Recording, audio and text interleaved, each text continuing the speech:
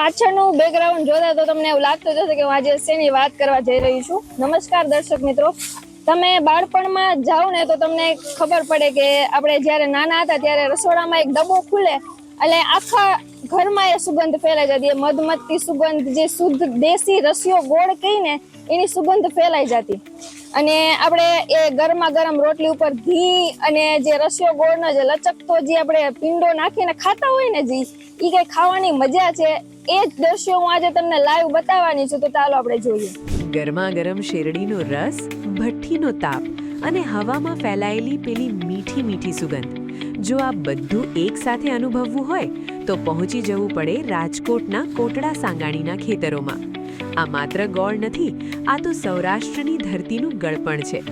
કોટડા સાંગાણીના ખેડૂતોએ મહેનત કરીને એવો રસિયો ગોળ તૈયાર કર્યો છે કે એકવાર મોઢામાં મૂકો એટલે જાણે આખું શેરડીનું ખેતર તમારી થાળીમાં ઉતરી આવ્યું હોય.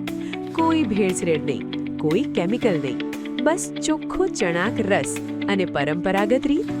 અહીંના રાબડા પર જ્યારે તાવડા ઉકળે છે ત્યારે આખું ગામ તેની સુગંધથી મધમધે છે. તો ચાલો આજે તમને કરાવીએ કોટડા સાંગાણીના આ ગોળની મીઠી સફર. મારું નામ વિનોદભાઈ પરસોત્તમભાઈ ભૂત, ગામ કોટડા સાંગાણી.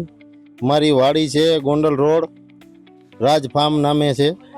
ત્યાં અમારો સિચોડો ચાલે છે અને ત્યાં અમે શુદ્ધ દેશી ગોળ બનાવી છીએ, કેમિકલ વગર. કેટલા વર્ષથી આ બનાવો છો તમે? અમારે અંદાજે 50 વર્ષ થઈ ગયા બેન ગોળ બનાવતે છે ને. અને આમાં કઈ શેરડીનો તમે ઉપયોગ કરો છો? અમારે છે 2005 નું વાવેતર શેરડીનું અને બહુ સરસ વેરાયટી છે. અને આપણે ઈ કે જોતા હોય કે બીજી મીન્સ કે દુકાનોમાં ને એમાં જે ભેળસેળ વાળો ને એવો મળતો હોય, તો તમે કઈ રીતે કેમિકલનો ઉપયોગ કરીને કેવી રીતે બનાવો છો? નહીં, અમે કેમિકલ રહિત જ બનાવી છીએ, કેમિકલ વગરનો જ પ્યોર દેશી શુદ્ધ.